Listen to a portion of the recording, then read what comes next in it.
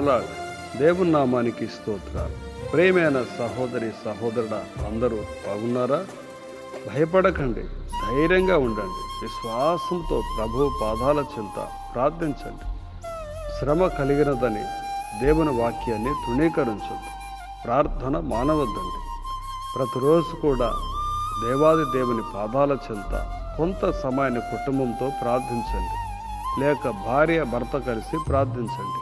లేక ఒంటరిగా ప్రభు పాదాల చెంత ప్రార్థించి మీ సమస్యలన్నిటికీ పరిష్కారం దేవాది దేవుడు ఇవ్వాలని మొరపెట్టి దేవుణ్ణి స్తుతించండి.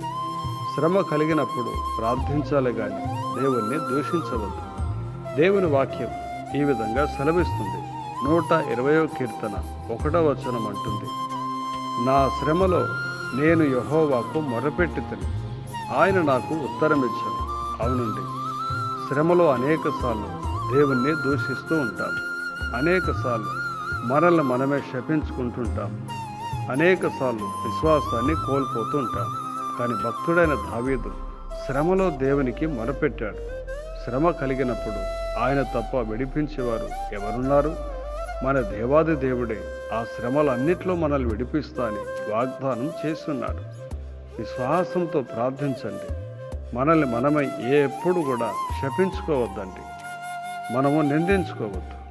మనము దేవుని దగ్గర ప్రార్థించి జవాబును పొందుకోవాలి. ఆలస్యమైన దేవాది దేవుడు తప్పక నీ జీవితంలో, నా జీవితంలో అద్భుతాలు చేస్తూనే ఉంటాడు. ఆయన ప్రార్థన ఆలకించే దేవుడు కనుక మన ప్రార్థన ఎన్నడూ తృణీకరించడు. విశ్వాసంతో ప్రార్థించి దేవుని ఆశీర్వాదాలు పొందండి.